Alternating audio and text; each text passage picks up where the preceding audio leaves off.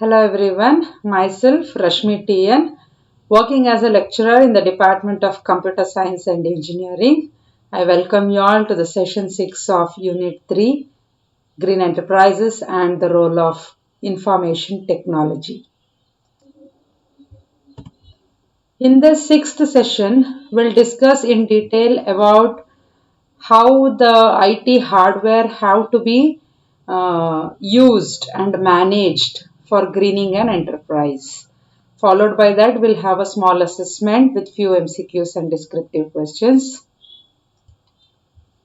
So greening the information technology, it includes greening of the design phase, the manufacturing phase and the delivery processes. So manufacturing of electronic products, they'll actually require very clean requirements. If the requirements are clean, then we need more energy and also we need more amount of materials for that process. For example, if you take a 2 gram of memory chip, then it requires 1.3 kg of the resource material.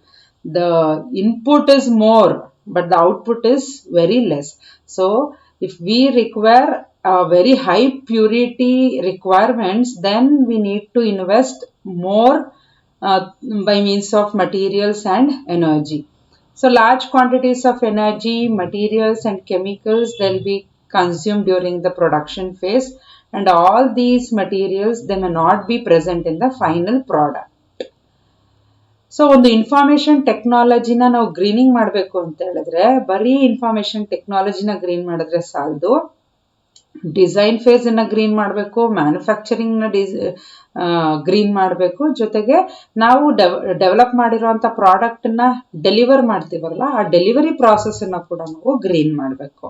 So manufacturing process ಅಂತ ಬಂದಾಗ ಒಂದು electronic product ನ manufacture ಮಾಡ್ತಿದೀವಿ ಅಂತ ಹೇಳಿದ್ರೆ ನಾವು ನಮ್ಗೆ ಯಾವ್ಯಾವ ಮೆಟೀರಿಯಲ್ಸ್ ಬೇಕು, ಯಾವ್ಯಾವ ಕಾಂಪೋನೆಂಟ್ಸ್ ಬೇಕು, ಎಷ್ಟು ರಿಸೋರ್ಸಸ್ ಬೇಕು, ಎಲ್ಲ ರಿಕ್ವೈರ್ಮೆಂಟ್ಸ್ ಇರುತ್ತೆ.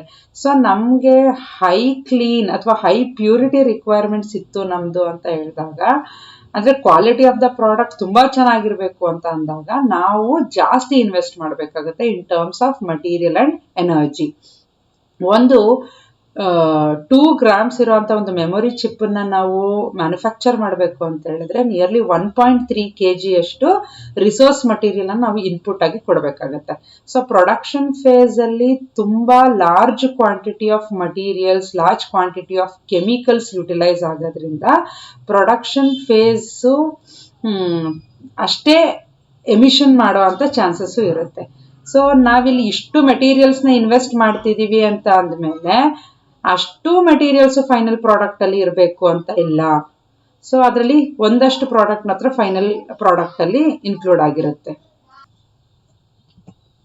ಸೊ ನಾವಾಗಲೇ ಹೇಳ್ದಂಗೆ ಪ್ರೊಡಕ್ಷನ್ ಫೇಸ್ ಅಲ್ಲಿ ಲಾರ್ಜ್ ಅಮೌಂಟ್ ಆಫ್ ಮಟೀರಿಯಲ್ಸ್ ಅಥವಾ large amount of chemicals add ಆಗುತ್ತೆ ಆ ಪರ್ಟಿಕ್ಯುಲರ್ ಪ್ರೊಡಕ್ಷನ್ ಪ್ರಾಸೆಸ್ ಅಲ್ಲಿ. ಸೊ ಒಂದು ಕಂಪ್ಯೂಟರ್ದು ಸರ್ಕ್ಯೂಟ್ ಬೋರ್ಡ್ ಅಂತ ತಗೊಂಡಾಗ you can find lead and cadmium. So these two are very hazardous substance. Similarly cathode ray tube, ನಮ್ದು monitors ಏನ್ ಕಂಪ್ಯೂಟರ್ ಮಾನಿಟರ್ಸ್ ಅಂತ ಏನ್ ಕರಿತೀವಿ, ಆ ಕಂಪ್ಯೂಟರ್ ಮಾನಿಟರ್ಸ್ ಅಲ್ಲಿ ಏನು ಕ್ಯಾಥೋಡ್ ರೇ ಟ್ಯೂಬ್ ಇದೆಯೋ ಆ ಕ್ಯಾಥೋಡ್ ರೇ ಟ್ಯೂಬ್ ಅಲ್ಲಿ ಲೆಡ್ ಆಕ್ಸೈಡ್ ಅಂಡ್ ಬೇರಿಯಂ ಇರುತ್ತೆ. ಸೊ ಮಾನಿಟರ್ಸ್ ಅಲ್ಲಿ ಬರುವಂತ ಸ್ವಿಚಸ್ ಏನಿದೆ, ಜೊತೆಗೆ ಆ ಫ್ಲಾಟ್ ಸ್ಕ್ರೀನ್ ಅಲ್ಲಿ you can find mercury. So mercury, barium, lead oxide, cadmium, lead, all these are hazardous materials. So ನಾವು ಬರೀ ಒಂದು ಹಾರ್ಡ್ವೇರ್ ನ ಮ್ಯಾನೇಜ್ ಮಾಡೋದಷ್ಟೇ ಅಲ್ಲ, ಅದ್ರ ಯೂಸೇಜ್ ಕೂಡ ನಾವು ಮ್ಯಾನೇಜ್ ಮಾಡಬೇಕಾಗುತ್ತೆ. ಯಾಕೆ ಈ ತರ ಹಜಾರ್ಡಸ್ ಸಬ್ಸ್ಟೆನ್ಸಸ್ ಅದರಲ್ಲಿ ಇನ್ಕ್ಲೂಡ್ ಆಗಿರೋದ್ರಿಂದ ಆ ಹಾರ್ಡ್ವೇರ್ ನ ಯೂಸ್ ಮಾಡುವಾಗ ಆ ಮೆಟೀರಿಯಲ್ಸ್ ಅಥವಾ ಹಜಾರ್ಡಸ್ ಸಬ್ಸ್ಟೆನ್ಸಸ್ ಇಂದ ನಮಗೆ ಅಫೆಕ್ಟ್ ಆಗುವಂತ ಸಾಧ್ಯತೆ ಇರುತ್ತೆ. ಸೊ ನಾವು ಹಾರ್ಡ್ವೇರ್ ನ ಮ್ಯಾನೇಜ್ ಮಾಡೋದ್ರ ಜೊತೆಗೆ ಅದ್ರ ಯೂಸೇಜ್ ಅನ್ನು ಕೂಡ ನಾವು ಮ್ಯಾನೇಜ್ ಮಾಡಬೇಕು. It is very important. So any enterprise has to manage a hardware as well as its usage. So an enterprise can do that management in two ways. One is it can follow the green IT standards which are available. Also it can green the data centers, or it can green manage the data centres green management ಮಾಡೋದ್ರಿಂದ hardware manage ಆಗುತ್ತೆ, ಅದ್ರ usage ಕೂಡ manage ಆಗುತ್ತೆ. In addition to that green IT standards ನಾವು follow ಮಾಡೋದ್ರಿಂದ enterprise ಅವ್ರ hardware ಮತ್ತೆ ಅದ್ರ ಯೂಸೇಜ್ ಕೂಡ ಗ್ರೀನ್ ಆಗುತ್ತೆ. So in the first unit, Green IT and overview, we had discussed in detail about various Green IT standards that are available. Few of them are EPEAT, which stands for Electronic Product Environmental Assessment Tool. And the other one is RoHS, that is Restriction of Hazardous Substance. Third one is WEEE, that is Waste Electrical and Electronic Equipment Directive. Fourth one is Energy Star. LEED, that is Leadership in Energy and Environmental Design. ISO 14001 and EN 16001, that is Energy Management Systems.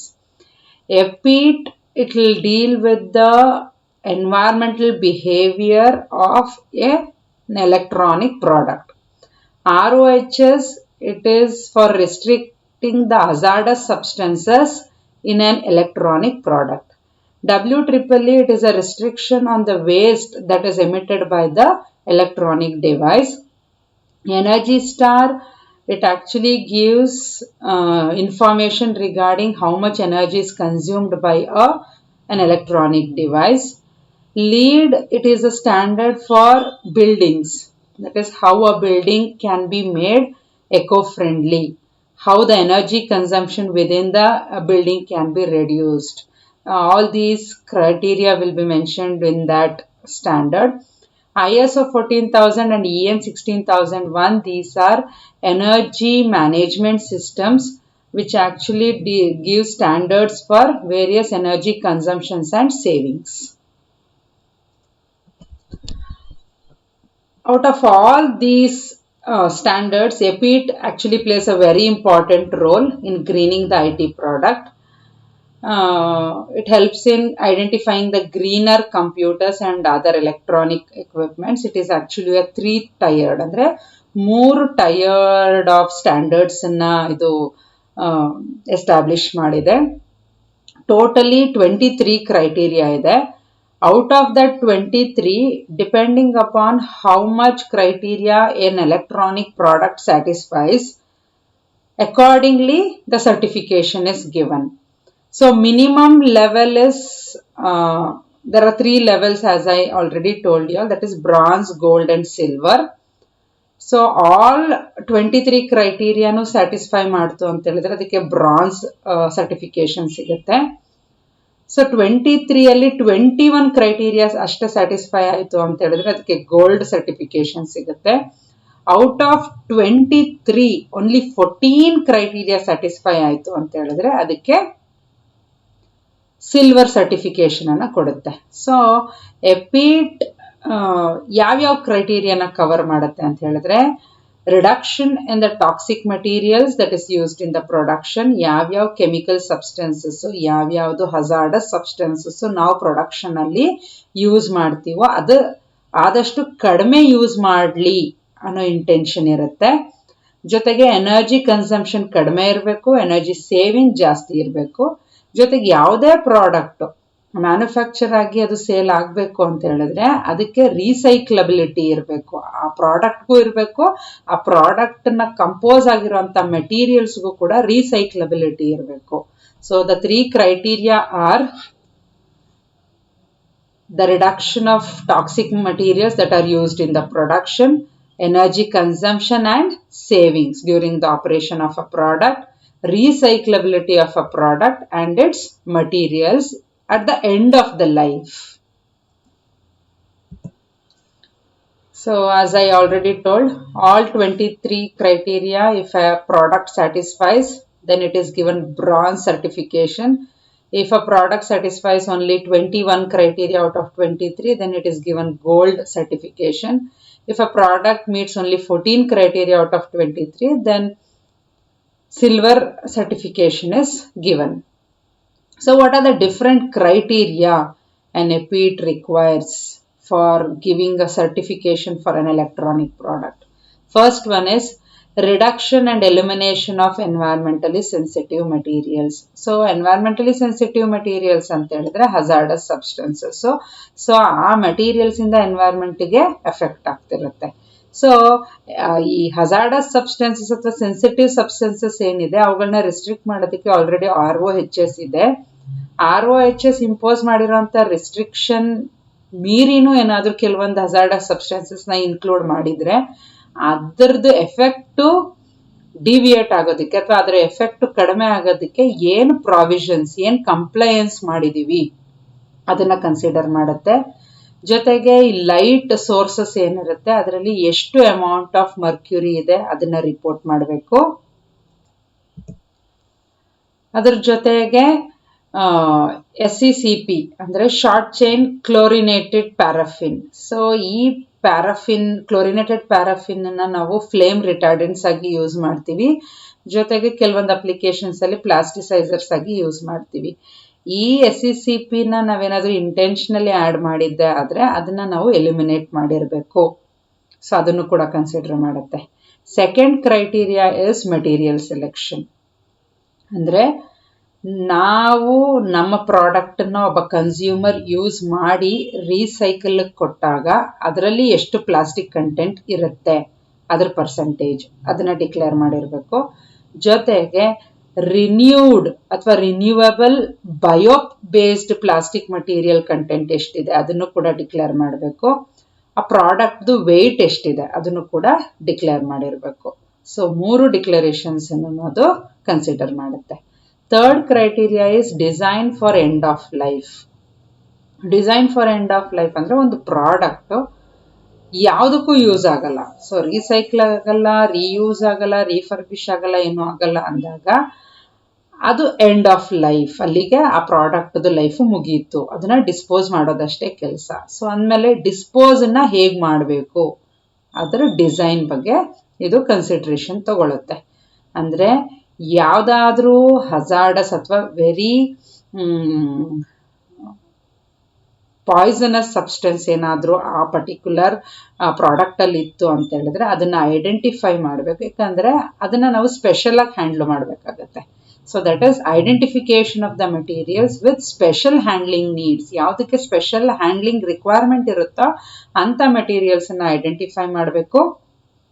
ಜೊತೆಗೆ ಈ ಪ್ರಾಡಕ್ಟಲ್ಲಿ ಆದಷ್ಟು paint ಕೋಟಿಂಗ್ಸನ್ನು ಕಡಿಮೆ eliminate ಮಾಡಿರಬೇಕು. So that recycling ಆಗುವಾಗ paints and ಕೋಟಿಂಗ್ಸು ಕಾಂಪ್ಯಾಟಿಬಲ್ ಇರಲ್ಲ. So ಆದಷ್ಟು ಈ paints and coatings ಕಡಿಮೆ ಇತ್ತು ಅಂತ ಹೇಳಿದ್ರೆ ರೀಸೈಕ್ಲಿಂಗ್ ಈಸಿ ಆಗುತ್ತೆ. ಸೊ ಎಪಿಡ್ ಸ್ಟ್ಯಾಂಡರ್ಡು ಪೇಂಟ್ ಮತ್ತು ಕೋಟಿಂಗ್ಸು ಆದಷ್ಟು ಎಲಿಮಿನೇಟ್ ಆಗಿರಲಿ ಅಥವಾ ಕಡಿಮೆ ಇರಲಿ ಅಂತ ಎಕ್ಸ್ಪೆಕ್ಟ್ ಮಾಡುತ್ತೆ. ಅದ್ರ ಜೊತೆಗೆ ನಮ್ಮ ಪ್ರಾಡಕ್ಟ್ ಏನಿದೆ ಅದು ಈಸಿಯಾಗಿ ಡಿಸ್ಅಸೆಂಬ್ಲಿ ಮಾಡೋ ಥರ ಇರಬೇಕು ನಮ್ಮ product. So it will consider that criteria also.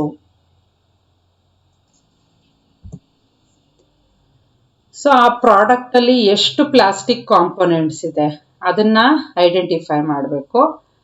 And hazardous ಮೆಟೀರಿಯಲ್ಸಿಂದ ಮಾಡಿರೋಂಥ ಯಾವುದಾದ್ರೂ ಕಾಂಪೊನೆಂಟ್ಸ್ ಇತ್ತು ಅಂತ ಹೇಳಿದ್ರೆ ಅದನ್ನು ಐಡೆಂಟಿಫೈ ಮಾಡಿ ರಿಮೂವ್ ಮಾಡಬೇಕು. ದೆನ್ ಮಿನಿಮಮ್ 65% ಅಷ್ಟು ರೀಯೂಸಬಲ್ ಆ್ಯಂಡ್ ರೀಸೈಕ್ಲಬಲ್ ಮೆಟೀರಿಯಲ್ ಇದ್ದರೆ ಸರ್ಟಿಫಿಕೇಶನ್ ಸಿಗೋದಕ್ಕೆ ಈಸಿ ಆಗುತ್ತೆ. So minimum 65% of reusable or recyclable materials should be included in your product. And fourth criteria is product longevity or life cycle extension. That is availability of additional 3-year warranty or service agreement. Second one is upgradable with common tools. ಯಾವುದೇ ಒಂದು ಪ್ರಾಡಕ್ಟ್ನ ನಾವು ತಗೊಂಡಾಗ ಅದಕ್ಕೆ guarantee warranty ಅಂತ ಇರುತ್ತೆ. Guarantee ಅಂತ ಹೇಳಿದ್ರೆ ಆ ಪರ್ಟಿಕ್ಯುಲರ್ ಡ್ಯೂರೇಷನಲ್ಲಿ ಆ ಪ್ರಾಡಕ್ಟ್ ಏನಾದರೂ ಡ್ಯಾಮೇಜ್ ಆಯಿತು ಅಂದರೆ ಕಂಪ್ಲೀಟ್ ಹೊಸ ಪ್ರಾಡಕ್ಟನ್ನೇ ನಮಗೆ ರೀಪ್ಲೇಸ್ ಮಾಡ್ತಾರೆ. ಸಪೋಸ್ ಆ ಡ್ಯೂರೇಷನ್ ದಾಟಿ ಸಪೋಸ್ ಏನಾದರೂ ಪ್ರಾಡಕ್ಟ್ ಡಿಫೆಕ್ಟ್ ಆಯಿತು ಅಂತ ಹೇಳಿದ್ರೆ ಎಂಟೈರ್ ಪ್ರಾಡಕ್ಟ್ನ ರೀಪ್ಲೇಸ್ ಮಾಡಲ್ಲ. ಕೆಲವೊಂದು ಸ್ಪೇರ್ ಪಾರ್ಟ್ಸ್ಗಳು ಏನು ಡ್ಯಾಮೇಜ್ ಆಗಿರುತ್ತೋ ಅವುಗಳನ್ನ ಮಾತ್ರ ರೀಪ್ಲೇಸ್ ಮಾಡಿ ಕೊಡ್ತಾರೆ. ಸೊ ಆ ಫೆಸಿಲಿಟಿನ ನಾವು ವಾರಂಟಿ ಅಂತ ಕರಿತೀವಿ. ಸೊ ಎಪಿಟ್ ಏನು ಹೇಳುತ್ತೆ, you have to provide additional 3-year warranty. So additional 3-year warranty ಕೊಟ್ಟಾಗ 3 years ಒಳಗೆ ಆ ಪ್ರಾಡಕ್ಟ್ ಯೂಸ್ ಆಗಿ ಏನಾದರೂ ಕೆಲವೊಂದು ಡಿಫೆಕ್ಟ್ಸ್ ಆರ್ ಡ್ಯಾಮೇಜಸ್ ಇತ್ತು ಅಂತ ಹೇಳಿದ್ರೆ ಅದನ್ನ ರೀಪ್ಲೇಸ್ ಮಾಡಿ ಕೊಡೋದ್ರಿಂದ ಹೊಸ ಪ್ರಾಡಕ್ಟ್ನ ಮ್ಯಾನುಫ್ಯಾಕ್ಚರ್ ಮಾಡೋದಕ್ಕೆ ಆಗೋ ಕಾಸ್ಟು, ರಾ ಮೆಟೀರಿಯಲ್ಸು, ಜೊತೆಗೆ ಅಷ್ಟೇ ಎನ್ವೈರ್ಮೆಂಟ್ ಮೇಲೆ ಆಗೋ ಅಂಥ ಇಂಪ್ಯಾಕ್ಟನ್ನು ಕೂಡ ನಾವು ಕಡಿಮೆ ಮಾಡ್ಬೋದು. ಅದ್ರ ಜೊತೆಗೆ ಇಲ್ಲಿ ರೀಸೈಕ್ಲಿಂಗ್ಗೆ ಹೋಗೋ ಬದಲು ಇರೋ ಪ್ರಾಡಕ್ಟನ್ನೇ ವಾರಂಟಿ ಮೂಲಕ ನಾವು ಆ ಡಿಫೆಕ್ಟನ್ನ ಸರಿ ಮಾಡಿದೀವಿ ಅಂತ ಹೇಳಿದ್ರೆ ಇನ್ನಷ್ಟು ದಿವಸ ಆ ಪ್ರಾಡಕ್ಟನ್ನ ಯೂಸ್ ಮಾಡ್ಬೋದು, ಆ ಲೈಫ್ ಸೈಕಲನ್ನು ನಾವು ಎಕ್ಸ್ಟೆಂಡ್ ಮಾಡ್ಬೋದು. ಜೊತೆಗೆ ಕೆಲವೊಂದು ಕಾಮನ್ ಟೂಲ್ಸ್ ಯೂಸ್ ಮಾಡಿಕೊಂಡು ಆ ಪರ್ಟಿಕ್ಯುಲರ್ ಪ್ರಾಡಕ್ಟ್, ಫಾರ್ ಎಕ್ಸಾಂಪಲ್ ಇವತ್ತು ನಮ್ಗೆ ಏನು ರಿಕ್ವೈರ್ಮೆಂಟ್ ಇರುತ್ತೋ ಅದೇ ರಿಕ್ವೈರ್ಮೆಂಟು ಇನ್ 3 years ಬಿಟ್ಟು ಇರಲ್ಲ. ಸೊ ನಮಗಲ್ಲಿ ಬೇರೆದೇ ರಿಕ್ವೈರ್ಮೆಂಟ್ ಇರುತ್ತೆ, ಆ ರಿಕ್ವೈರ್ಮೆಂಟ್ಗೆ ಈ ಪ್ರಾಡಕ್ಟ್ ಸೂಟ್ ಆಗದೆ ಇರ್ಬೋದು. ಸೊ ಅಂಥ ಟೈಮಲ್ಲಿ ಆ ರಿಕ್ವೈರ್ಮೆಂಟನ್ನ ಸ್ಯಾಟಿಸ್ಫೈ ಮಾಡೋದಕ್ಕೆ ಏನು ಅಪ್ಗ್ರೇಡೇಷನ್ ಬೇಕೋ ಆ ಅಪ್ಗ್ರೇಡೇಷನನ್ನು ನಾವು ಪ್ರೊವೈಡ್ ಮಾಡೋದಾದರೆ ಒಬ್ಬ ಎಂಟರ್ಪ್ರೈಸರು, ದೆನ್ ಆ ಪ್ರಾಡಕ್ಟ್ದ ಲೈಫ್ ಟೈಮ್ ಅಥವಾ ಲೈಫ್ ಸೈಕಲನ್ನು ನಾವು ಎಕ್ಸ್ಟೆಂಡ್ ಮಾಡ್ಬೋದು. That is one criteria of increasing the product longevity. And next one is energy conservation. So ಯಾವುದೇ ಒಂದು ಪ್ರಾಡಕ್ಟು ಎಷ್ಟು ಎನರ್ಜಿನ ಕನ್ಸ್ಯೂಮ್ ಮಾಡುತ್ತೆ ಅನ್ನೋದನ್ನ ಎನರ್ಜಿ ಸ್ಟಾರ್ ಯೂಸ್ ಮಾಡಿಕೊಂಡು ಆ ಪರ್ಟಿಕ್ಯುಲರ್ ಮ್ಯಾನುಫ್ಯಾಕ್ಚರರು ಇಂಡಿಕೇಟ್ ಮಾಡಿರಲೇಬೇಕು, ಎಷ್ಟು ಎನರ್ಜಿ ಈ ಪರ್ಟಿಕ್ಯುಲರ್ ಪ್ರಾಡಕ್ಟು ಕನ್ಸ್ಯೂಮ್ ಮಾಡುತ್ತೆ ಅನ್ನೋದನ್ನ ಡೀಟೇಲ್ಡ್ ಆಗಿ ಕೊಟ್ಟಿರಬೇಕು using energy stars. So 6th criteria is end of life management. So ಒಂದ್ಸರಿ ಆ ಪ್ರಾಡಕ್ಟು ಇನ್ಯಾವುದಕ್ಕೂ ಯೂಸ್ ಆಗಲ್ಲ, ಅದನ್ನ ಡಿಸ್ಪೋಸ್ ಮಾಡೋದೆ ಅಂತ ಅಂದಾಗ ಅದನ್ನ ಒಬ್ಬ ಮ್ಯಾನುಫ್ಯಾಕ್ಚರರು ವಾಪಸ್ ತಗೊಳ್ಳೋದಕ್ಕೆ ಪ್ರಾವಿಷನ್ಸನ್ನ ಕೊಡಬೇಕು. ಸೊ ಯಾವ ಮೆಥಡ್ ಯೂಸ್ ಮಾಡಿಕೊಂಡು ಅವರು ಕಸ್ಟಮರಿಂದ ಆ ಪ್ರಾಡಕ್ಟನ್ನ ಕಲೆಕ್ಟ್ ಮಾಡ್ಕೋತಾರೆ ಅನ್ನೋದಕ್ಕೆ ಡೀಟೇಲಿಂಗ್ ಕೊಡಬೇಕು. Along with that provision of rechargeable battery take back service. So ಕೆಲವೊಂದು ಬ್ಯಾಟ್ರೀಸು ರೀಚಾರ್ಜಬಲ್ ಇರುತ್ತೆ. ಸೊ ಪ್ರಾಡಕ್ಟ್ ಹಾಳಾಯ್ತು ಅಂದ್ರೂ ಆ ರೀಚಾರ್ಜಬಲ್ ಬ್ಯಾಟ್ರಿನ ನಾವು ವಾಪಸ್ ತಗೊಳ್ಳೋ ಅಂತ, ಡಿಸ್ಪೋಸ್ ಮಾಡ್ಬೋದು ಆ ಪ್ರಾಡಕ್ಟನ್ನ, ಬಟ್ ಅದರಲ್ಲಿರೋ ರೀಚಾರ್ಜಬಲ್ ಬ್ಯಾಟ್ರಿನ ನಾವು ಟೇಕ್ ಬ್ಯಾಕ್ ಮಾಡೋದಕ್ಕೂ ಕೂಡ ಪ್ರಾವಿಷನ್ ಅನ್ನ ಕೊಡಬೇಕು. So in addition to all this, EPID standard will also demand for a corporate performance, that is environmental policies ಏನಿದಾವೆ ಅದ್ರ ಜೊತೆ ಈ ಕಂಪನಿ ಅಥವಾ ಎಂಟರ್ಪ್ರೈಸು ಕನ್ಸಿಸ್ಟೆಂಟ್ ಆಗಿ ಬಿಹೇವ್ ಮಾಡ್ತಾ ಇದೆ ಅನ್ನೋದನ್ನ ಡೆಮಾನ್ಸ್ಟ್ರೇಟ್ ಮಾಡಿ ತೋರಿಸ್ಬೇಕು. ಜೊತೆಗೆ ತನ್ನದೇ ಆದಂಥ ಒಂದು ಎನ್ವೈರ್ಮೆಂಟಲ್ ಮ್ಯಾನೇಜ್ಮೆಂಟ್ ಇನ್ಫಾರ್ಮೇಷನ್ ಸಿಸ್ಟಮನ್ನು ಡಿಸೈನ್ ಮಾಡಿ ಮ್ಯಾನುಫ್ಯಾಕ್ಚರ್ ಮಾಡಬೇಕು, ಸೆಲ್ಫ್ ಸರ್ಟಿಫೈ ಮಾಡಿ ಆ ಸಿಸ್ಟಮನ್ನು ಯೂಸ್ ಮಾಡಬೇಕು for design and manufacturing organisations. Along with that performance ಟ್ರ್ಯಾಕನ್ನು ಕನ್ಸಿಸ್ಟೆಂಟ್ ಆಗಿ ಮೇಂಟೈನ್ ಮಾಡಿರೋಂಥ ಒಂದು ಕಾರ್ಪೊರೇಟ್ ರಿಪೋರ್ಟ್ನ ಜನರೇಟ್ ಮಾಡಿ ಕೊಡಬೇಕು. The next criteria is packaging. Packaging deals with reduction or elimination of intentionally added toxics in packaging. So package ಮಾಡೋದಕ್ಕೆ ನಾವು ಯಾವುದಾದ್ರೂ ಕೆಮಿಕಲ್ಸ್ ಅಥವಾ ಟಾಕ್ಸಿಕ್ ಮಟೀರಿಯಲ್ಸನ್ನು ನಾವು ಯೂಸ್ ಮಾಡಿದ್ದೆ ಆದರೆ ಅದನ್ನು ಎಲಿಮಿನೇಟ್ ಮಾಡಬೇಕು. ಮಾಡಿಲ್ಲ ಅಂದರೆ ನಮಗೆ EPID ರಿಜಿಸ್ಟ್ರೇಷನ್ ಸಿಗಲ್ಲ ಅಥವಾ ಸರ್ಟಿಫಿಕೇಷನ್ ಸಿಗಲ್ಲ. And also separable packing materials. So ನಾವು ಸೆಕೆಂಡ್ ಯೂನಿಟಲ್ಲಿ ನೋಡ್ದಂಗೆ ನಾವು ಪ್ಯಾಕೇಜಿಂಗ್ಗೆ ಆದಷ್ಟು ಈ ಫೋಲ್ಡ್ಸಲ್ಲಿ ನಾವು ಪ್ಯಾಕೇಜಿಂಗ್ ಮಾಡಬೇಕು, ಜೊತೆಗೆ ಅಡೆಸಿವ್ಸ್ನ ನಾವು ಯೂಸ್ ಮಾಡಬಾರ್ದು. ಇದನ್ನೆಲ್ಲ ನಾವು ನೋಡಿದ್ದೀವಿ. ಸೊ ನಾವು ಪ್ಯಾಕ್ ಮಾಡೋದು ಹೇಗಿರ್ಬೇಕಂದ್ರೆ ಈಸಿಯಾಗಿ ಸೆಪರೇಟ್ ಮಾಡೋ ರೀತಿಯಲ್ಲಿ ಇರಬೇಕು. So if you are packaging your product in a non separable way, then you won't be getting the EPID registration. Then declaration of recycled content in packaging. So ಕೆಲವೊಂದ್ಸರಿ ಏನಾಗುತ್ತೆ, ನಾವು ಯಾವುದಾದ್ರೂ ಆನ್ಲೈನ್ ಏನಾದರೂ ಒಂದು ಆರ್ಡರ್ ತೊಗೊಂಡು ಒಂದು ಮೆಟೀರಿಯಲ್ ಬುಕ್ ಮಾಡಿದ್ದೀವಿ, ಒಂದು ಪ್ರಾಡಕ್ಟ್ ಬುಕ್ ಮಾಡಿದ್ದೀವಿ ಅಂತ ಹೇಳಿದ್ರೆ, ಸೊ ಕವರ್ ಮಾಡಿರ್ತಾರಲ್ಲ ಪ್ಯಾಕ್ ಮೇಲೆ ಅದರಲ್ಲಿರುತ್ತೆ this cover is recyclable and the cost of this cover for returning is some rupees per cover ಅಂತ ಏನೋ ಇರುತ್ತೆ. So you could observe that. So ಯಾವುದಾದ್ರೂ ಆನ್ಲೈನ್ ನೀವೇನಾದರೂ ಬುಕ್ ಮಾಡಿ ಒಂದು ಪ್ರಾಡಕ್ಟ್ನ ತೊಗೊಂಡಿದ್ರೆ ಅದ್ರ ಕವರ್ ಮೇಲೆ ಇರುತ್ತೆ. ಸೊ ಆ ಕವರಿಗೆ ನಾವು ವಾಪಸ್ ಅದನ್ನು ಕಂಪನಿಯವ್ರಿಗೆ ಕೊಡೋದಾದರೆ ಅವರು ನಮಗೆ ಪರ್ ಕವರ್ ಎಷ್ಟು ಪೇ ಮಾಡ್ತಾರೆ ಅಂತ. ಸೊ ಆ ಕವರ್ಗಳನ್ನ ಅವ್ರು ವಾಪಸ್ ತಗೊಂಡು ಅದನ್ನು ಮತ್ತೆ ರೀಸೈಕಲ್ ಮಾಡಿ ಪ್ಯಾಕೇಜಿಂಗ್ಗೆ ಯೂಸ್ ಮಾಡ್ತಾರೆ. ಸೊ ಆ ಕಂಪನಿಯವರು ಈ ಥರ ತಗೊಂಡಂಥ ಪ್ಯಾಕೇಜಿಂಗ್ ಮಟೀರಿಯಲ್ಸ್ ಏನಿದೆ, ರೀಸೈಕಲ್ ಮಾಡಿ ಯೂಸ್ ಮಾಡ್ತಾ ಇರೋಂಥ ಪ್ಯಾಕೇಜಿಂಗ್ ಮಟೀರಿಯಲ್ಸ್ಗೂ ಕೂಡ ಡಿಕ್ಲರೇಷನ್ಸನ್ನು ಕೊಡಬೇಕು. ಎಷ್ಟು ಅಮೌಂಟ್ ಆಫ್ ಪ್ಯಾಕೇಜಿಂಗ್ ಮಟೀರಿಯಲನ್ನು ಅವರು ರೀಸೈಕಲ್ ಮಾಡಿ ಯೂಸ್ ಮಾಡ್ತಿದ್ದಾರೆ ಅನ್ನೋದಕ್ಕೆ ಇನ್ಫಾರ್ಮೇಷನನ್ನು ಕೊಡಬೇಕು. ಸೊ ಈ ಎಲ್ಲ ಸ್ಟ್ಯಾಂಡರ್ಡ್ಸ್ಗಳ ಜೊತೆಗೆ ಈ ಎಪಿಡ್ ಸ್ಟ್ಯಾಂಡರ್ಡ್ ಪ್ರೊವೈಡ್ ಮಾಡೋಂಥ ಈ ಎಲ್ಲ ರಿಕ್ವೈರ್ಮೆಂಟ್ಸು ಜೊತೆಗೆ IEEE ಸ್ಟ್ಯಾಂಡರ್ಡ್ ಇದೆ, ದಟ್ ಇಸ್ 802.3AZ 2010, ಮತ್ತು ಎನರ್ಜಿ ಸ್ಟಾರ್ ಸ್ಟ್ಯಾಂಡರ್ಡ್ ಏನಿದೆ.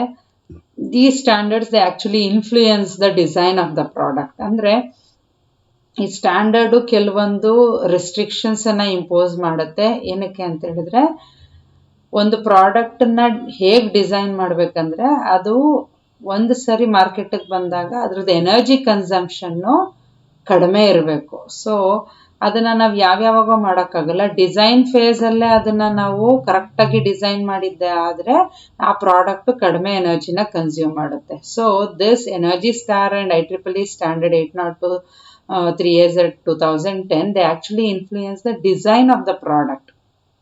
So this standard, IEEE standard, it actually requires 2 power states, that is high and low. So a particular product performance ಅಲ್ಲಿ ಇತ್ತು ಅಂದಾಗ ಹೈ ಪವರ್ ಸ್ಟೇಟ್ ಅಲ್ಲಿ ಇರುತ್ತೆ. when it is idle then it will come back to the low power state. So ಅದರಿಂದ energy consumption ಕಡಿಮೆ ಆಗುತ್ತೆ, save ಆಗುತ್ತೆ energy. The next topic is green management of data centers. So within an enterprise, the data centers are one that consume most of the energy around the clock. So ಒಂದು company ಒಳಗಡೆ usually data centres ಇರುತ್ತೆ. Data centres ಅಂತ ಹೇಳಿದ್ರೆ it is made up of large number of computing devices, hence it will consume enormous amount of energy. So ಆ data ಸೆಂಟರ್ನ ನಾವಿಲ್ಲಿ green ಮಾಡೋದ್ರಿಂದ ಅಥವಾ green way ಅಲ್ಲಿ ನಾವು ಗ್ರೀನ್ ಇನಿಷಿಯೇಟಿವ್ ತಗೊಂಡು ಮ್ಯಾನೇಜ್ ಮಾಡೋದ್ರಿಂದ ನಾವೊಂದು ಹಾರ್ಡ್ವೇರನ್ನು ಪ್ರಾಪರಾಗಿ ಯೂಸ್ ಮಾಡೋದಕ್ಕೆ ಅಥವಾ ಆ ಹಾರ್ಡ್ವೇರ್ನ ಪ್ರಾಪರಾಗಿ ಮ್ಯಾನೇಜ್ ಮಾಡಲಿಕ್ಕೆ ಸಾಧ್ಯ. The file servers and the centralised data storage devices they'll contribute for this heavy energy consumption. So ಆ ಡೇಟಾ ಸೆಂಟರ್ಸಲ್ಲಿ ಅಷ್ಟೊಂದು ಕಂಪ್ಯೂಟಿಂಗ್ ಡಿವೈಸಸ್ ಇದೆ ಅಂದಮೇಲೆ ಅಲ್ಲಿ ಡೇಟಾಬೇಸಸ್ ಕೂಡ ಇರುತ್ತೆ, ಸ್ಟೋರೇಜ್ ಡಿವೈಸಸ್ ಇರುತ್ತೆ. ಸೊ ಎಲ್ಲ ಡಿವೈಸಸ್ಗೂ ಒಂದು ಸೆಂಟ್ರಲೈಸ್ಡ್ ಸ್ಟೋರೇಜ್ ಡಿವೈಸ್ ಇರುತ್ತೆ. ಯಾವುದೇ ಕಂಪ್ಯೂಟಿಂಗ್ ಡಿವೈಸು ಏನೇ ಡೇಟಾ ಸ್ಟೋರ್ ಮಾಡಬೇಕಂದ್ರೂ ಅದೇ ಸೆಂಟ್ರಲೈಸ್ಡ್ ಡೇಟಾ ಸ್ಟೋರೇಜನ್ನ ಯೂಸ್ ಮಾಡ್ತಾ ಇರುತ್ತೆ. ಜೊತೆಗೆ ಫೈಲ್ ಸರ್ವರ್ಸ್ ಇರುತ್ತೆ. So these file servers and centralized data storage devices, they actually contribute the high consumption of energy. So data ಡೇಟಾ ಸೆಂಟರ್ ಜಾಸ್ತಿ ಎನರ್ಜಿನ ಕನ್ಸ್ಯೂಮ್ ಮಾಡ್ತಿದೆ ಅಂತ ಹೇಳಿದ್ರೆ ಅದಕ್ಕೆ ಕಾರಣ file servers, centralised data storage devices. Irrespective of whether an enterprise is service or manufacture oriented, management of these data centers is very critical.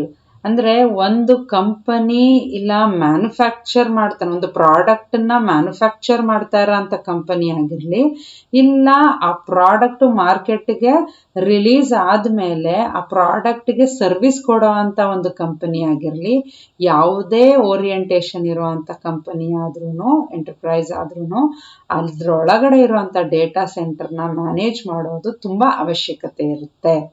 Because they consume enormous amount of energy. So different ways to green data centers are as follows. First one is review the data center operating temperature. So ಯಾವ different ways ಅಲ್ಲಿ ನಾವು ಒಂದು data ಸೆಂಟರ್ನ green ಮಾಡ್ಬೋದು. So first one is ನಮ್ಮ data ಸೆಂಟರ್ದು operating ಟೆಂಪರೇಚರ್ನ ಆಗಾಗ ನಾವು review ಮಾಡಬೇಕಾಗತ್ತೆ. So ಯಾಕೆ ಅಂದರೆ ಟೆಂಪರೇಚರ್ ಜಾಸ್ತಿ ಆದಂಗೆ ಕೂಲಿಂಗ್ಗೆ ನಾವು ಏರ್ ಕಂಡೀಷನ್ಸನ್ನ ಯೂಸ್ ಮಾಡ್ತೀವಿ, ಆಟೋಮೆಟಿಕಲಿ ಎನರ್ಜಿ ಕನ್ಸಂಪ್ಷನ್ಸ್ ಜಾಸ್ತಿ ಆಗುತ್ತೆ. ಸೊ ಟೆಂಪ್ರೇಚರ್ ಯಾವಾಗಲೂ ಅಷ್ಟೇ ಕಂಪ್ಯೂಟಿಂಗ್ ಡಿವೈಸಸ್ಸು ಹೀಟಪ್ ಆಗಬಾರ್ದು. ಸೊ ಕಂಪ್ಯೂಟಿಂಗ್ ಡಿವೈಸಸ್ ಹೀಟಪ್ ಆಗ್ತಿದೆ ಅಂತ ಹೇಳಿದ್ರೆ large amount of energy consume ಆಗ್ತಾ ಇದೆ ಅಂತ ಅರ್ಥ. ಸೊ ಅದನ್ನು ಕೂಲ್ ಮಾಡೋದಕ್ಕೆ ನಾವು ಯಾವುದಾದ್ರೂ ಒಂದು ಮೆಥಡನ್ನು ಯೂಸ್ ಮಾಡಬೇಕು. So air cooling, use the air cooling effectively. So devices heat up ಆಗೋದನ್ನು ಅವಾಯ್ಡ್ ಮಾಡೋದಕ್ಕೆ ಏರ್ ಕೂಲಿಂಗ್ ಯೂಸ್ ಮಾಡಬೇಕು. Don't dismiss water cooling. Water ಕೂಲಿಂಗನ್ನು ನಾವು ಡಿಸ್ಮಿಸ್ ಮಾಡಬಾರ್ದು. Consider the size of the data centre. Data centre ಎಷ್ಟು ದೊಡ್ಡದಾಗಿರುತ್ತೋ ಅಷ್ಟು ಜಾಸ್ತಿ ಎನರ್ಜಿ ಕನ್ಸ್ಯೂಮ್ ಆಗುತ್ತೆ. ಸೊ ನಾವು ಮಾಡ್ರೇಟ್ ಸೈಜ್ ಡೇಟಾ ಸೆಂಟರ್ಸನ್ನು ಆದಷ್ಟು ಅಡಾಪ್ಟ್ ಮಾಡಿಕೊಂಡು ಇನ್ಸ್ಟಾಲ್ ಮಾಡಬೇಕು. ಸೊ ರಿನ್ಯೂಯಬಲ್ ಸೋರ್ಸಸ್ ಆಫ್ ಎನರ್ಜಿನ ಯೂಸ್ ಮಾಡಬೇಕು. ಅಂದರೆ instead of taking instead of using the electric supply that is available from the electric corporations, we have to generate our own electricity by using renewable sources. That is solar panels use ಮಾಡಿಕೊಂಡು electricity generate ಮಾಡುವಂಥದ್ದು, ಅಥವಾ wind mills use ಮಾಡಿಕೊಂಡು energy generate ಮಾಡುವಂಥದ್ದು, generate ಮಾಡಿ ನಮಗೆ ನಾವೇ use ಮಾಡ್ಕೊಳ್ಳೋ ಅಂಥ ಫೆಸಿಲಿಟಿನ ನಾವು ಕ್ರಿಯೇಟ್ ಮಾಡಬೇಕು. ಜೊತೆಗೆ ಔಟ್ಸೋರ್ಸಿಂಗ್. ಕೆಲವೊಂದು ಸರಿ ಈ ಡೇಟಾ ಸ್ಟೋರೇಜ್ ಅಥವಾ ಈ ಸರ್ವರ್ಸ್ಗಳೇನಿರುತ್ತೋ ಇವುಗಳನ್ನ ಮೇಂಟೈನ್ ಮಾಡೋದು ಆ ಡೇಟಾ ಸೆಂಟರ್ ಒಳಗಡೆ ತುಂಬ ಕಾಂಪ್ಲಿಕೇಶನ್ಸ್ ಆಗುತ್ತೆ.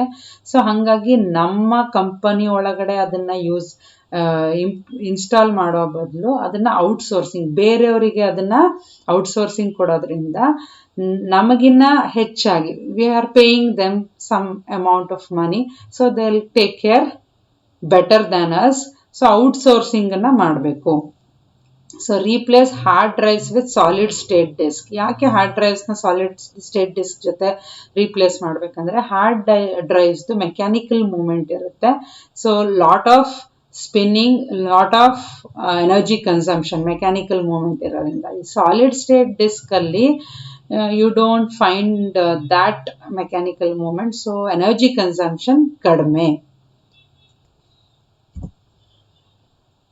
So use storage tiering to increase utilisation. So ನಾನು ಲಾಸ್ಟ್ ಸೆಕೆಂಡ್ ಯೂನಿಟಲ್ಲಿ ಹೇಳುವಾಗ we have discussed that utilisation ಜಾಸ್ತಿ ಮಾಡಬೇಕಂದ್ರೆ, ಅಂದರೆ ಮೆಮೊರಿ ಯುಟಿಲೈಸೇಷನ್ ಜಾಸ್ತಿ ಮಾಡಬೇಕು ಅಂತ ಹೇಳಿದ್ರೆ, ಇಂಪ್ರೂವ್ ಮಾಡಬೇಕು ಅಂತ ಹೇಳಿದ್ರೆ, ನಮ್ಮ ಡೇಟಾನ ನಾವು ಕೆಟಗರೈಸ್ ಮಾಡಿ ಹೈ ಪ್ರಯಾರಿಟಿ ಡೇಟಾ ಒಂದು ಕಡೆ, ಮೀಡಿಯಂ ಪ್ರಯಾರಿಟಿ ಅಥವಾ ಲೋ ಪ್ರಯಾರಿಟಿ, ಅಥವಾ data of one kind should be placed on one tier, the other kind of data should be placed on another tier. So ಆ ಥರ ಟೈರಿಂಗ್ ಮಾಡೋದ್ರಿಂದ whenever we need an information or the data, easily it will be accessible. So if we are dumping all the data into one heap, then retrieving that data will consume a lot of energy. So tiering this way, that is grouping different kind of data into different tiers, will make the access operation very easy, and also the energy consumption will be reduced. Next one is implement better storage softwares. So there are many storage softwares are available. We have to choose a better one and implement it. Use the cloud. So instead of using the storage available in our device and making our system heat up or making them slow, we have to use the cloud storage, where we can purchase the storage and we can use it, so that the information is accessible globally, anywhere, anytime, in any situation. And the next one is replace older hard drives. So older hard drives, as I already told you, they'll consume more energy, so you have to replace it with either SSDs or the newer hard drives which are more fast. Then you have to turn on the thin provisioning. So thin provisioning use ಮಾಡೋದ್ರಿಂದ ನಮ್ಮ energy consumption ಕೂಡ ಕಡಿಮೆ ಆಗುತ್ತೆ. ಡಿಡೂಪ್ಲಿಕೇಶನ್ and compression. So ಒಂದೇ data ಎಷ್ಟೊಂದು copies ಆಗೋದನ್ನು ನಾವು avoid ಮಾಡಬೇಕು. ಸೊ ಆ ಡೂಪ್ಲಿಕೇಶನ್ನ ಕಡಿಮೆ ಮಾಡೋದನ್ನೇ ನಾವು ಡಿಡೂಪ್ಲಿಕೇಶನ್, ಎಲಿಮಿನೇಟ್ ಮಾಡೋದನ್ನೇ ನಾವು ಡಿಡೂಪ್ಲಿಕೇಶನ್ ಅಂತ ಕರಿತೀವಿ. ಜೊತೆಗೆ ಆದಷ್ಟು ಡೇಟಾನ ಆ್ಯಕ್ಚುಯಲ್ ಸೈಜಲ್ಲಿ ಸ್ಟೋರ್ ಮಾಡೋ ಬದಲು ಕಂಪ್ರೆಸ್ ಮಾಡಿ ಸ್ಟೋರ್ ಮಾಡೋದ್ರಿಂದ ಸ್ಪೇಸ್ ಕಡಿಮೆ ತಗೊಳುತ್ತೆ. ದಟ್ ಈಸ್ ಯಾವುದೋ ಒಂದು ಫೈಲು ಸಮ್ 1000 MB 1000 KB ಇರ್ಬೋದು. ಸೊ ಅದನ್ನು there are compressing tools are available in the market. We can use them and compress our file size to some Say if it is 1000 kb, it may reduce to some 600 kb or 400 kb, so that the storage, it is reduced. The amount of storage consumed will be reduced. So let's move on to the assessment with few multiple choice question. First one, clean requirement means.